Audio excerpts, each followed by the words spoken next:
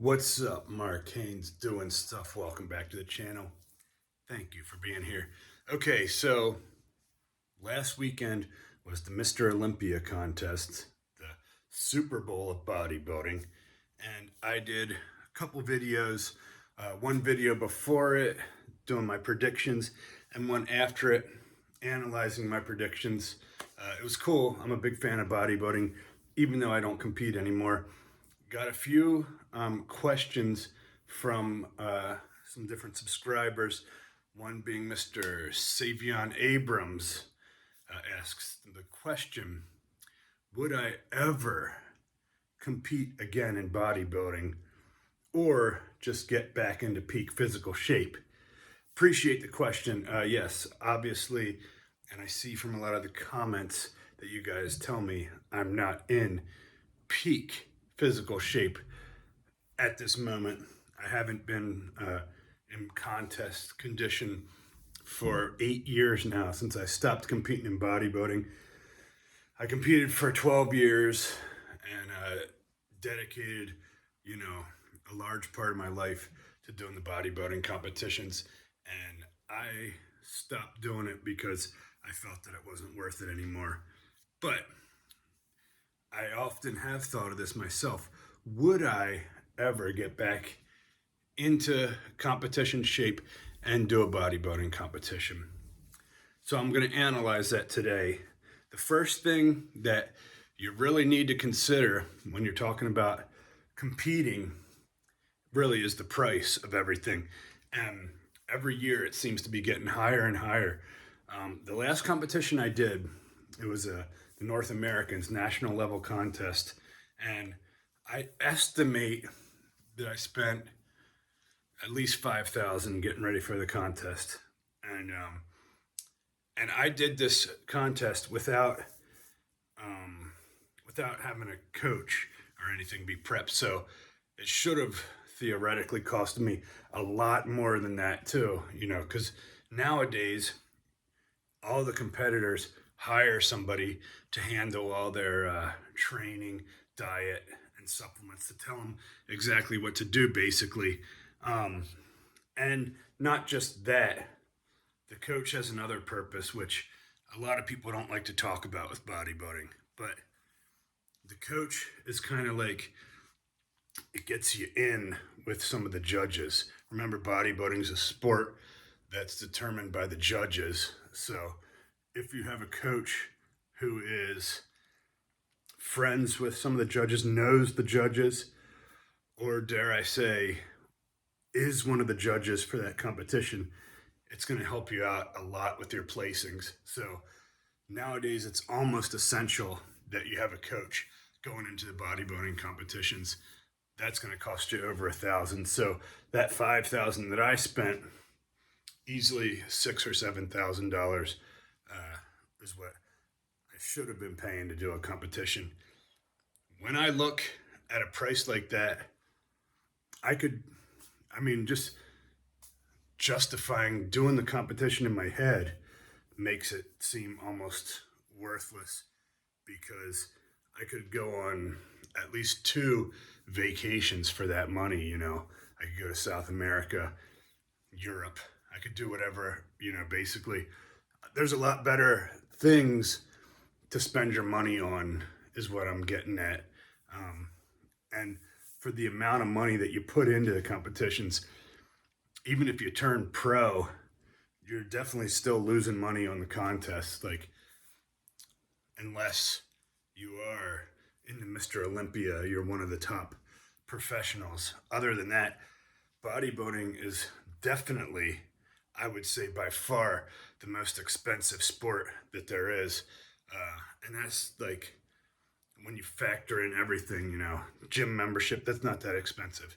But supplements, they're really expensive. And we're talking the ones that you get over the counter and the ones that you don't get over the counter. Wink, wink. Those are really, really expensive. You're going to spend a lot of money if you want legit stuff, not just supplements. You got to buy all the food for the contest prep.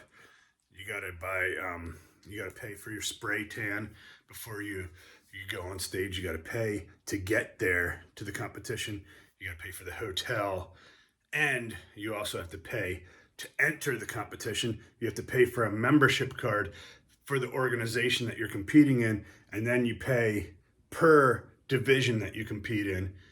And these aren't just like little chunks of change. This is, massive wads of money that you're spending just to compete in a sport where you win a trophy. I mean, I guess you win bragging rights that you did something. You get, pictures and stuff you can post up, and but essentially they're not really giving you anything for the competitions unless you are a professional, which you're probably not even making your money back in most cases that what you spent on the competition. So the money thing is huge, but that's not the only reason why I have, you know, why I got out of doing the competitions. And the other reason is for the health risks that have putting your body through this. Now, we all know taking massive amounts of different supplements and things like that, hormones, that's not good for your body. And nowadays, whereas in the past, in the 70s, 80s, people didn't have to take such staggering doses of drugs and supplements to achieve the look that they want. But as the sport evolves and everything grows and gets more up to date, the physiques get bigger and bigger and bigger, and everyone's trying to push the envelope. 2014 was a big wake-up call for me. It seems like there was two bodybuilders that died within a relatively short period of time, maybe a week, something like that, 2 weeks. And since then, it's been,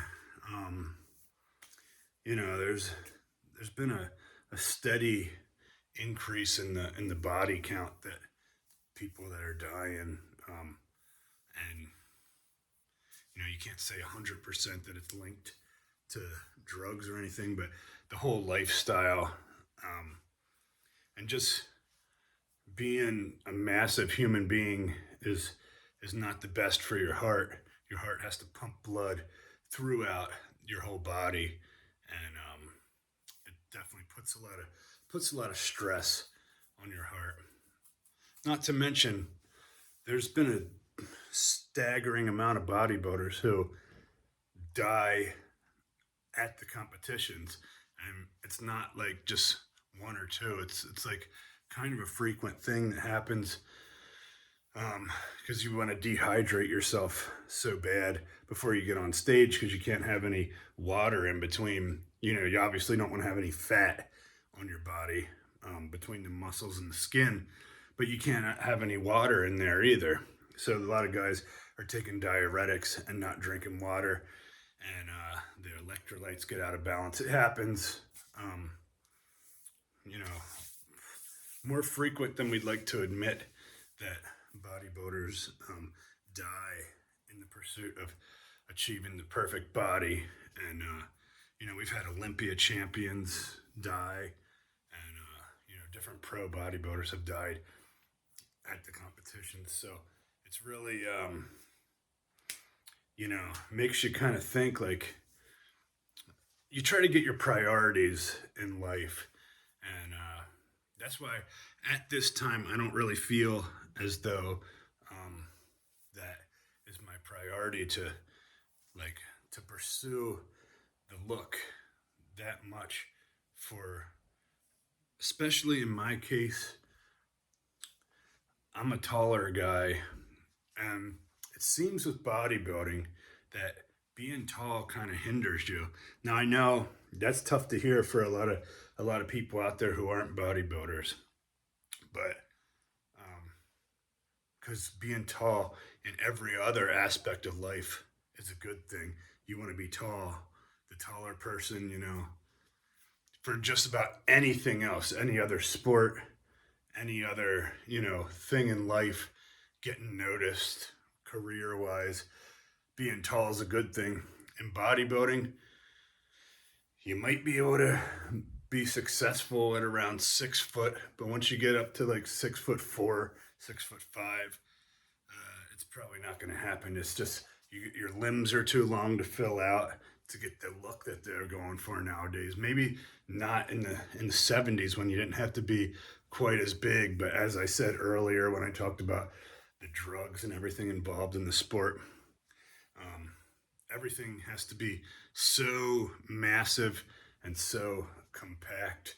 The body's just the taller people, it's just more stretched out, and it's just too hard to fill out the entire body. There's been several guys that maybe have turned pro that were, over 6 foot, and really none of them have really been that successful. The only person right now is Andrew Jacked, and he's still not my height. He's probably 6'2", and he got third at the Olympia, so he looks amazing, but he's got amazing genetics. But somebody, once you get taller than that, it's really not going to happen. So the height thing for bodybuilding, it is what it is. So if you're really tall, it might not be in the cards for you, but you're probably going to be better at basketball or some other sports that will pay a lot more money than bodybuilding ever could. So for those reasons, I just don't think that it's worth it to do bodybuilding as far as competing. Now, if I had because I've used the bodybuilding to do other things in life, to get involved with acting and movies and stuff like that. So if I had like a role where maybe I was playing a bodybuilder or something, and I had to really get into tip top shape for like an acting role, yeah, I'd do that. But as far as getting on stage just to get some nice pictures and maybe win a pro card in some like over 35 competition where I could win and say I'm a professional bodybuilder, even though I would never be able to do well in a pro contest. And you still have to pay to be a pro bodybuilder. You have to pay for your membership to have that pro card. And so that's why they're giving out so many pro cards nowadays. So for those reasons, it's just not for me anymore. But I do love the sport. I love watching the competitions and following, who's doing well, who's placing well. And I love following the sport. I listen to a lot of different podcasts about it. Just as far as the competitions, it's not for me anymore. And I don't have the kind of genetics that you need to do really well in the sport. And I'm glad that I was able to realize that before, I killed myself trying to chase a dream that probably wasn't going to happen. So that's my 2 cents. If you're a competitive bodybuilder, let me know what you think, if you disagree with me or you agree with me. But I just wanted to kind of make this video to answer some of you guys' questions. I appreciate the question. If you have any other questions, make sure you let me know in the comments down below. Make sure you like and subscribe to the video. Let me know your thoughts. Mark Haynes doing stuff. Love you guys.